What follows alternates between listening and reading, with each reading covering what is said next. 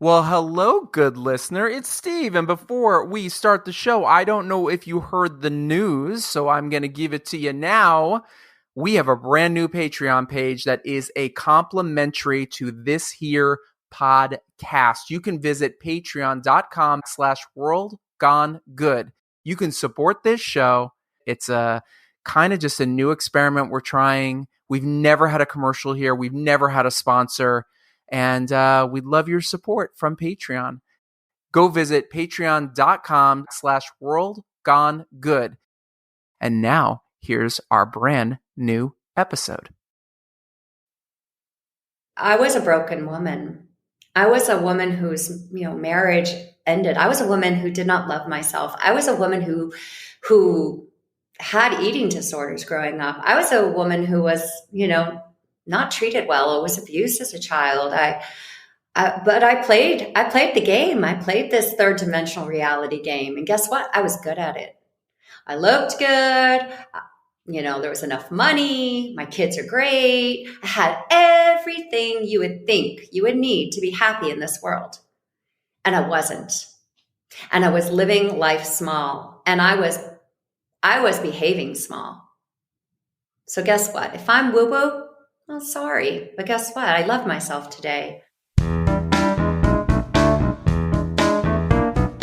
Hi, I'm Maria Marshall, and you're entering a world gone good.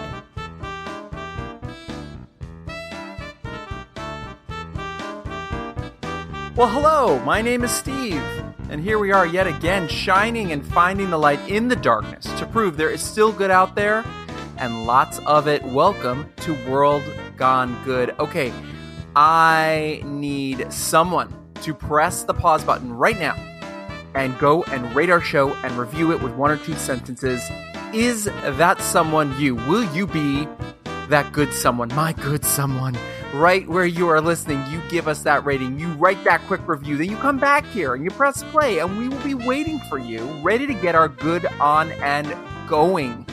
Every time every one of you rates and reviews this here good show, you help more people find us, and for that, as always, we say thank you. Now, pause us and do it. Go, real quick. Go now.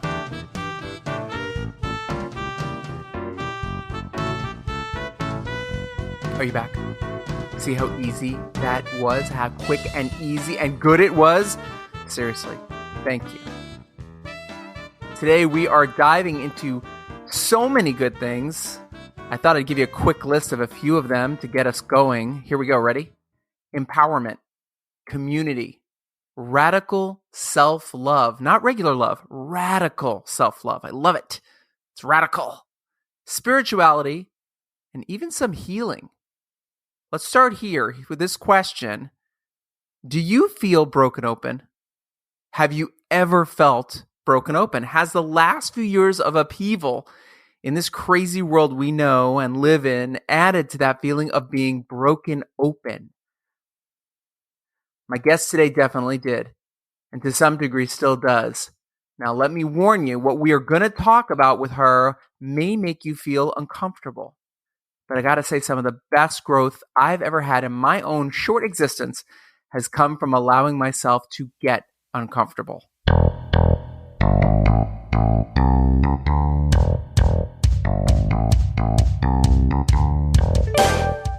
Maria Marshall is the driving force behind Gaia Goddess Lifestyle. She's here to get her good on.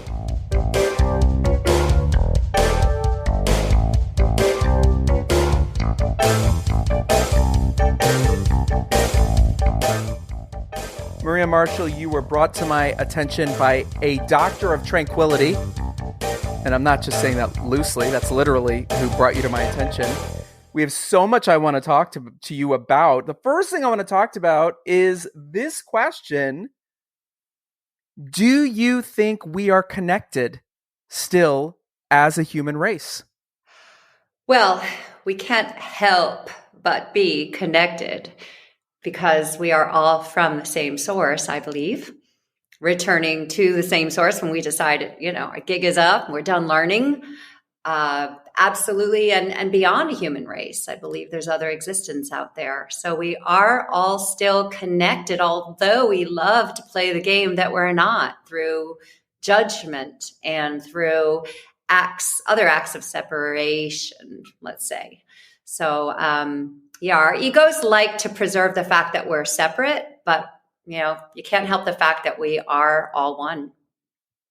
What is that about then? Do you think that the last couple years, especially with so much upheaval through the lockdown, the pandemic, the getting back to basics, why did that throw so much of us off? Well, if you think that's all there is coming down the pike, I think there's going to be more. I think that, there's a reckoning coming and that humanity will be faced with a lot of wake up calls. I think the pandemic was just one small part of that. Really, I believe the Pandora's box is going to be blown wide open. And in the coming months, not for people to get scared, actually for people to get excited. If you want things to stay the same, you're going to be a little uncomfortable. But, for humanity and for the earth to continue and heal, this has to happen. So it's good news.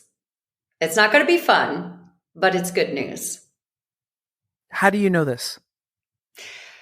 Oh boy. Well, about 8 years ago, I had an awakening experience. And for the first time in my life, I sought out some channels, some psychics. I have been studying the work of Paul Selig for 8 years. He is brilliant and has 12 channel texts that need no editing. So the guy is a clear channel. They talk about it. I have other friends that have literally saved my life several times over who talk about it. And I also just feel it. I mean, I honestly made some decisions around the pandemic that I made from my own internal knowing. All of us have that, right? We all have this knowing. And when we use it, trust it, whether you want to call it intuition, psychic sense, whatever, we're not just human beings, we're beyond that. So I have certain tools. I consult in the Akashic Records, and I also talk to other people. So that's how I know it. Timelines are always changing, so I won't give you exact dates. And I don't look at it as like the sky is falling. I look at it as, oh, goody. We get to change and shift into a more positive world, a world gone good. Haha, very well done. Now, yeah, touche. Were you always open to it? So interesting. I was, but I didn't know it. I mean, as a child, I had experienced, and this probably from talking to a lot of conscious beings, a lot of healers, a lot of people out there with great abilities, developed abilities, come in the world kind of knowing, also go through a lot. They go through a lot of trauma and pain and so on and so forth. So I came into this planet with a desire like not being here, this great sense of existential loneliness, this fascination with anything alien and life after death. And I never had a parent or mentor to lead me, to guide me, to fill my spiritual cup. I was sort of rejected the Greek Orthodox faith that I was raised in because it did not make sense to me. And I think those are old teachings of the church that were changed. And I intuitively knew that the script was rewritten. So I didn't know that I knew. But looking back, I did have certain aha moments and clairaudience. I wasn't a child who saw spirits or guardian angels or all that kind of stuff, but I did have a great sense of maybe wisdom, inherent wisdom, and also a great curiosity and dissatisfaction with life. Well, there's an openness there, wouldn't you say? Yeah, absolutely. I'm reading this book, Broken Open. I just actually did an IG post about it. That's exactly what happened to me. I was broken wide open. And it's interesting to me because I think that what the lockdown did and what the pandemic did was challenge everybody's to a certain degree to their ability of being open to get back to the essentials of what matters to you and not, to move the blocks out of the way. And that was scary for a lot of people because they had to confront that. First of all, they put blocks in their way. And second of all, they were forced to spend time. We were all forced to spend time with ourselves. Who wants that? Not me. You know what I'm saying?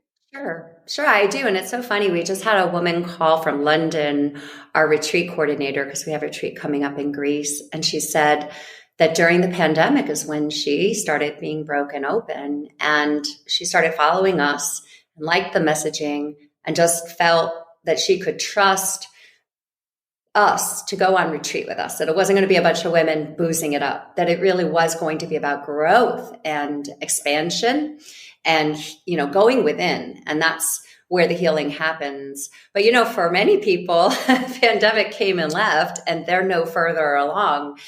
So our souls choose many ways to be broken open. And some of it is, a divorce and a death of a loved one, or just, losing your career or whatever, so many ways. And maybe for the pandemic, that was an eye opener, maybe the beginning for many people.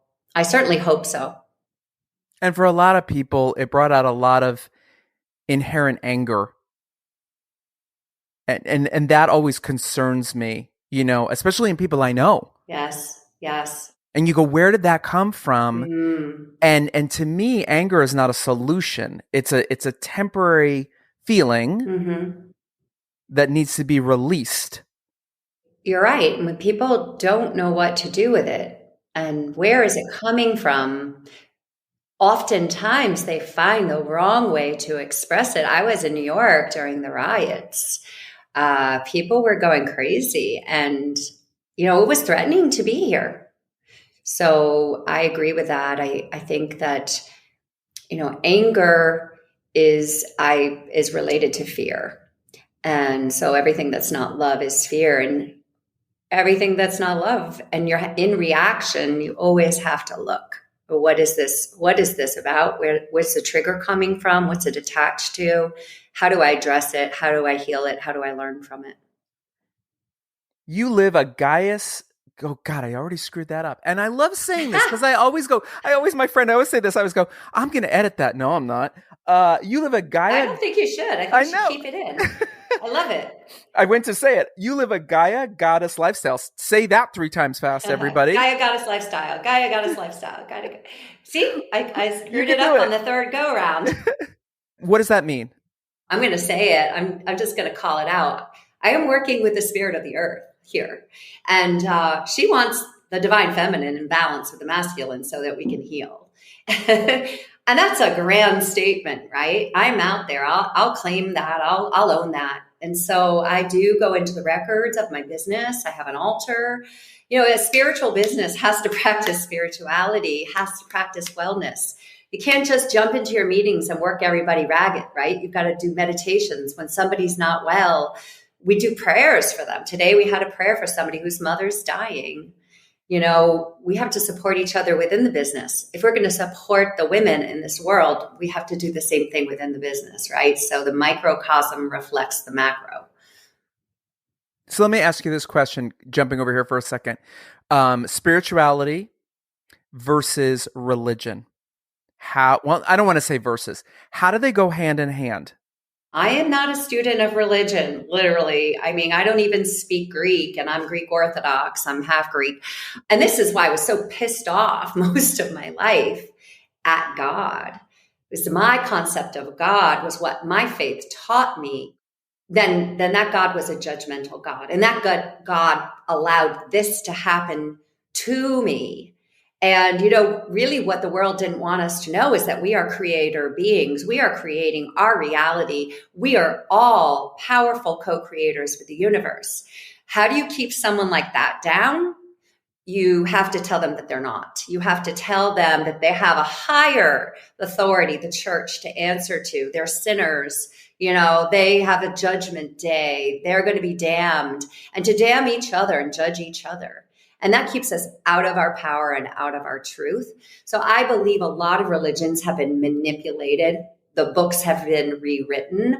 I do not believe Mary Magdalene was a whore. Mary Magdalene was a powerful healer that graduated the temples of Isis.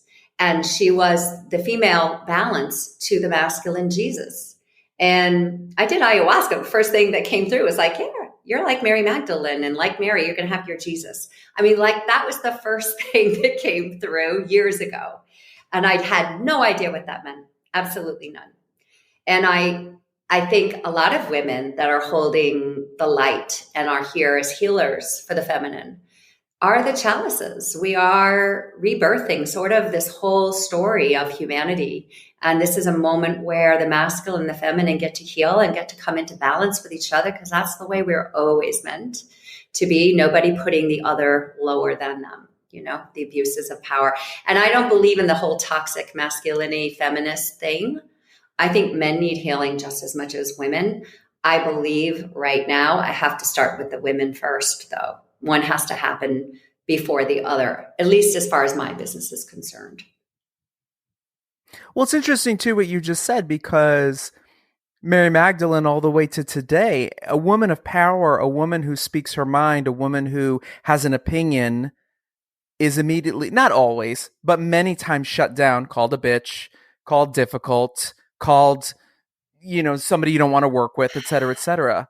And that's a chat because you're challenged. Steve, you should have Lisa Carmen Wang on your show, because her company is called Bad Bitch Empire. Love it. And she's 30-something, went to the Olympics or was going to the Olympics in gymnastics, just Ivy League educated, went into the banking and said bullshit. She called bullshit on the whole thing, pulled out. It is now teaching women how to be entrepreneurs, how to fund women-led businesses, and how to change the world by being a bad bitch. And she's using the words to her advantage. She's reprogramming the word bitch. It's actually a positive in her book. It's like, are you willing to show up in that energy to get the job done and to change this planet? Because as long as you're playing small and powerless and demure, guess what? Nothing's changing. Especially within yourself. You have to change yourself first, and you have to stand your ground. Now, let's talk about your business here. You are empowering others. You are doing retreats. You have a newsletter. You have so many things going on. Take us through what the business is. So the business is a wellness brand. It's an empowerment platform. It's a movement. It's actually a global movement. Are we global yet? No, we just started November 2nd. But will we be one day? Absolutely. And I see it. I see like a spider web wrapping around the globe. We are filming content. So we will have our weekly wellness. It's our tools of transformation. And like I said, there are some other things coming to the surface. And when that happens, people are going to say, I'm out of here. Like I'm going within. That's the only place where truth resides, is inside of myself. Everything I put my faith in was a lie. And, from people who debate politics, they put so much time and energy into vehemently discussing and arguing politics. And so much of it is built on lies. And we think, the Wall Street Journal and Fox News has all the answers, and even that. So I believe that there's a big opportunity coming.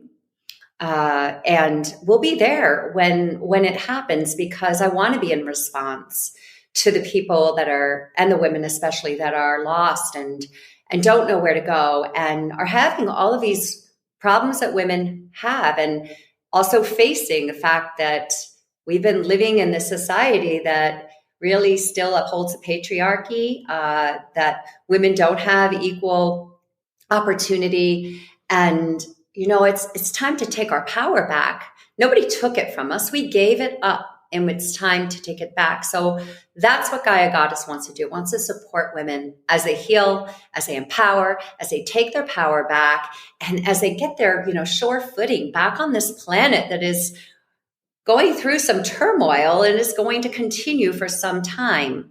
So I believe that with the course offerings, with the weekly wellness, with tapping into the collective and saying, okay, Gaia, what are these first 12 weeks of content?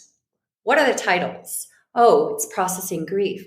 Oh, it's sexual chakra stuff like manifesting through fun and play and sensual expression. Oh, it's art. It's comedy. It's this. It's that. I mean, I've played with it all, except for painting. That's one thing I still want to tap into. But and then these retreat experiences, because obviously during the pandemic we lost touch with one another. We need a community. We need to be community based. Society in general, but certainly women, we are stronger together, and we have so many resources, and we're so powerful, so we can support each other. Even we can't afford to hire a graphic artist. If you're in a women in branding forum on our app, you're like, hey, I'm really good at art. You're great at copy. What do you say we work on each other's pitch decks? And there's a way that we can pool our resources together to change things up, and also just to redefine women in business and how working mothers flow, and how is that all going to change. So there's a lot of changes coming down the pike, and nobody could sit there, being the determiner. Like, you can't change the world if you're not working together. So women in business, they need to have forums, but they also need to be meeting regularly and discussing and brainstorming solutions to keep women in the workforce, because we need them there, and we don't want them to have to make a choice to stay home because their needs are not being met. So did I do a good job of explaining what my business does? That's a lot, but here's a couple of questions I have. First of all, first question number one, you know this, I know this. This even happens with my podcast. Oh, I don't want to listen to, it's too much. It's too many good stories. That sounds crazy, right? Do you get people... Too many good stories? Honestly, I know that sounds nuts, because I think we are jaded. We are inherently have become, some of us, jaded. So on that note, what do you say to somebody who says to you, you're too woo-woo? I'm overwhelmed. That's okay. I would say, listen, you don't have to agree with everything I say. I was not woo-woo. I was a broken woman. I was a woman whose marriage ended. I was a woman who did not love myself. I was a woman who had eating disorders growing up. I was a woman who was not treated well. It was abused as a child. But I played the game. I played this third dimensional reality game, and guess what? I was good at it. I looked good. There was enough money. My kids are great. I had everything you would think you would need to be happy in this world. And I wasn't. And I was living life small. And I was behaving small. So guess what? If I'm woo-woo, well, sorry. But guess what? I love myself today. I'm taking a risk like I've never taken in my life, that I could not have done 15 years ago. Because I believe in myself. But in order for me to believe in myself, I had to go woo-woo. I had to woo-hoo, or whatever you want to call it. I had to believe I had a purpose in this life that was beyond looking gorgeous and being skinny and having lots of money and carrying the right handbag. That was what everybody in my social circle kind of, was a measure of success. But it's not, and it's not happiness. And so I had to turn away from the material and the constructs that I had sort of been raised within, and this martyrdom thing that my mother expressed to me. And I had to go out there. I had to expand and be open-minded. If you're not open-minded, you really limit yourself on what you can learn, be exposed to, and buy into. I have an internal compass inside me. If something resonates for me, it's true. Doesn't mean it's true for everybody. I certainly have a family that thinks I'm wacko, but they respect the hell out of what I'm doing. You have to go gently. You have to take your time and pace yourself, because if you see everything at once or try to deal with everything at once, I just want to be better tomorrow, that's not going to work out very well. Right. And I had a guest on here, Kathy Freston, who wrote a book called The Lean In. And she talks about that exactly. Everything in life is that you don't have to do a full dive. You can do a slow lean in and move into it as is comfortable for you. Exactly. Yeah. Yeah, I will say it's very hard to turn around and walk backwards. And our soul will oftentimes give us nudges, and they're not always so pleasant if we're not listening, if we're not heeding the call. So, not every soul comes here to awaken, or have that self-realization. As Paul Selig says, his guides are like, you're not all going to do it here in this lifetime. Some of you will. Paul's holding the door for a lot of you. And the rest of you, no, you're not going to get there because you're not choosing to. So everything is a choice, right? In the end of the day, and to respect that, respect your path, and and understand the journey and the painful experiences and everything, high, low, and in between is used. Nothing, nothing gets wasted. It all counts. And again, it's funny because I flash back to my 20s. My friend asked me to take a stand-up comedy course. I said, this sounds like the most terrifying thing on the planet. Yeah, let's go. I'll do it.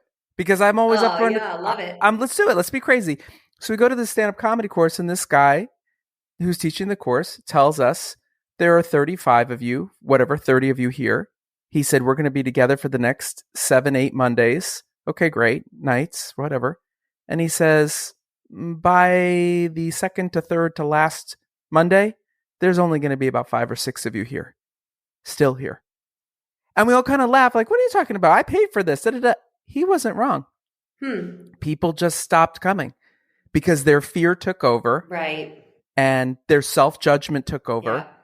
And in the end, it was a terrifying thing I had to do. I had to get up and do comedy, I applaud you. I could, I went to acting school. I could never be funny. That was a real challenge for me. And when I was in Emerson, they gave us like a limp and a physical thing and a stutter to like force us to be funny. And the scene went really well, but that was the only way I could get there. And then something happened before I left my marriage, and I just started doing stand-up comedy. And I thought, well, at first, because I'm really good at picking up people's characterization, my daughter's like, Mom, you look just like Marvelous Mrs. Maisel. You sound like her. Stop acting like her. Do your own comedy. And I was like, oh, point well taken. And she was exactly right. But I did. And, sometimes I got up there and I thought what I was saying was funny and nobody was laughing. And then something just came out of my mouth, some tragic moment. I made it funny and everybody broke up into hysterics until I realized I was serious. And there was like silence.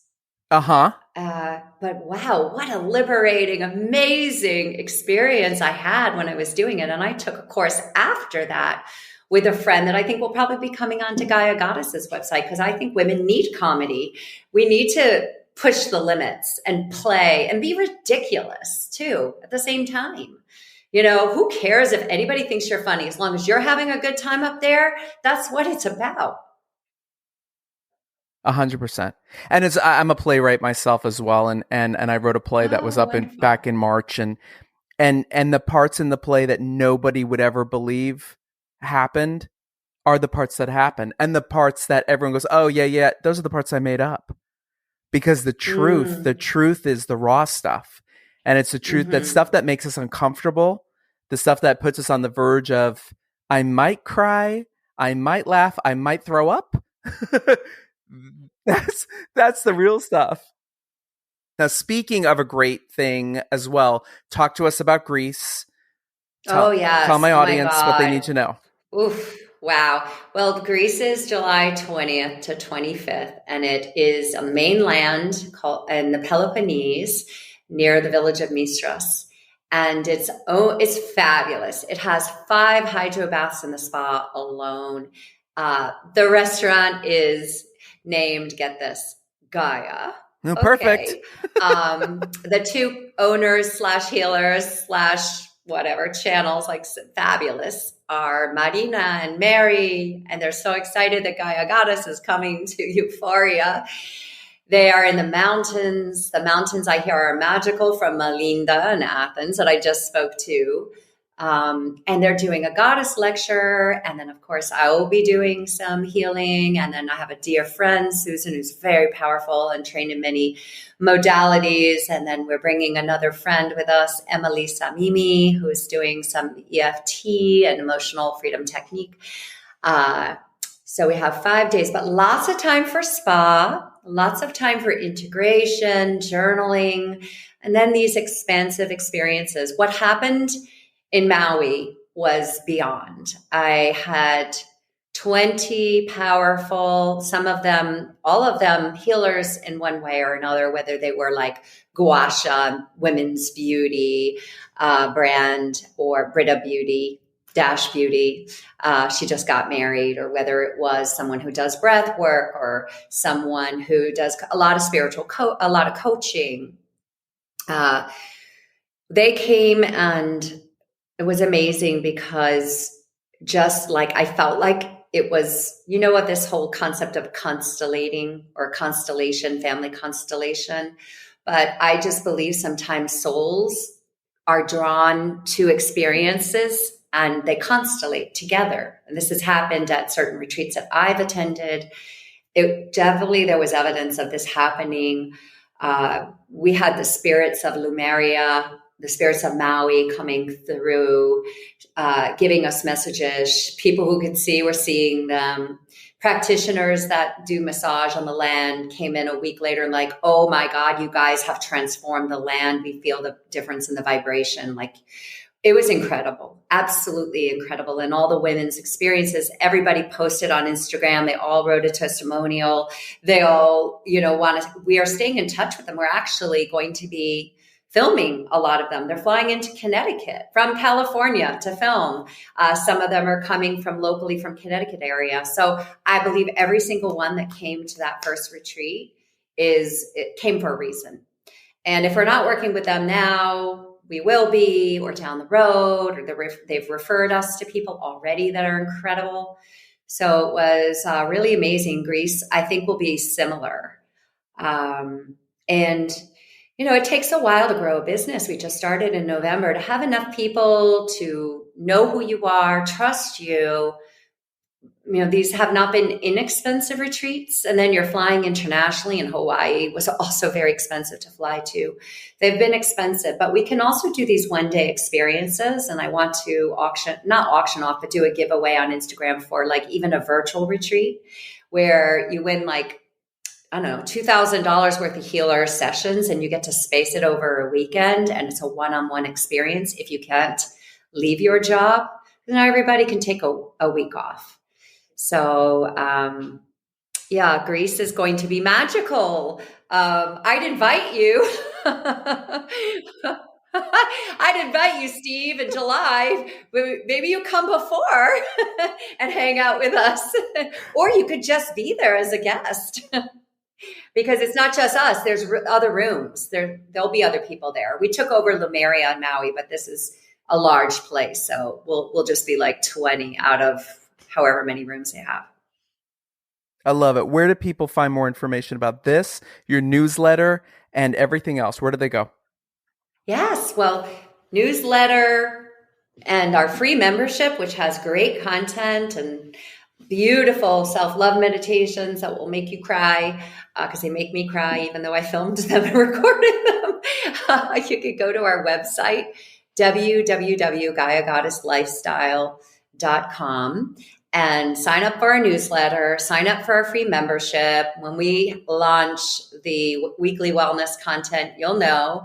Our newsletter is great. Our blogs are very informative, great writing, great subjects. And then our Instagram also has snackable content and lets you know what's going on. That's Gaia Goddess Lifestyle.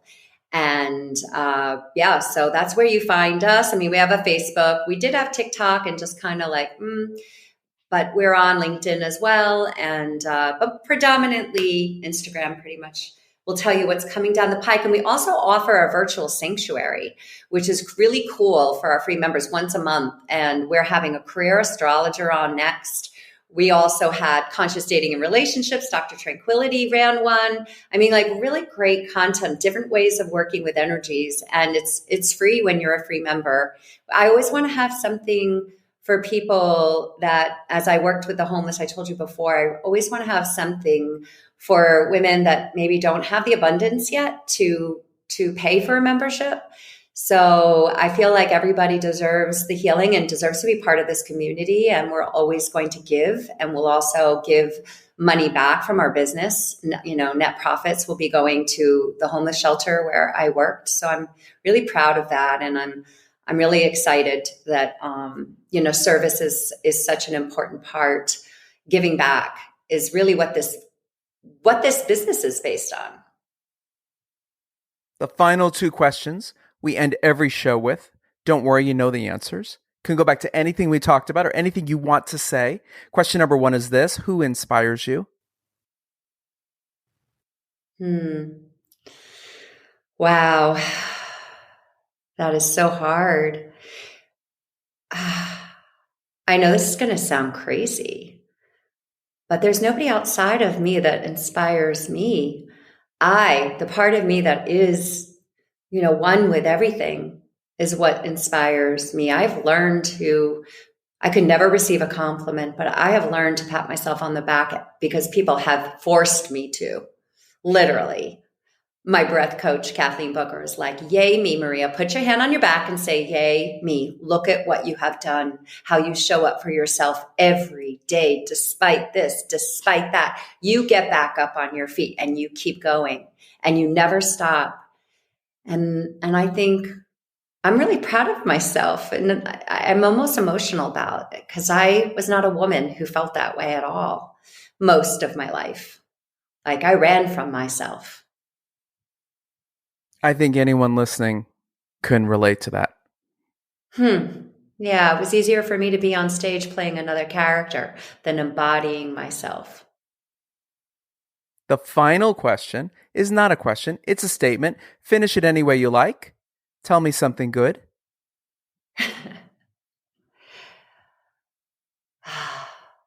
Today has been a great day, and I can expect so many more to come.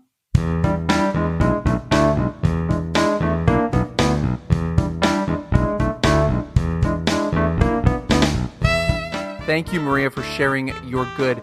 So, who's ready to embrace their own Gaia Goddess lifestyle? And who's ready to get it on in good old Greece? Next time on World Gone Good.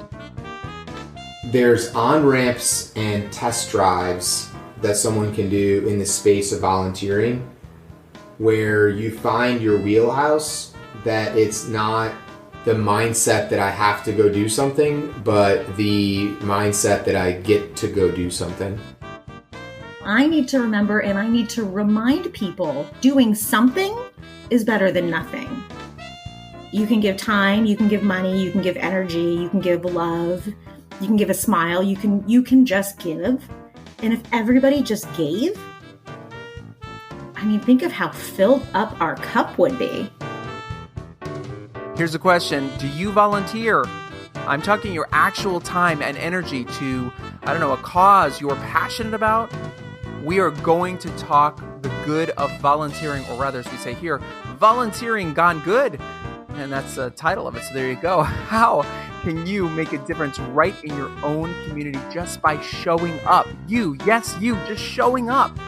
I've invited a few friends, some old, some new, to share their own good stories and their own good perspectives. I can't wait for you to hear it on our next brand new episode.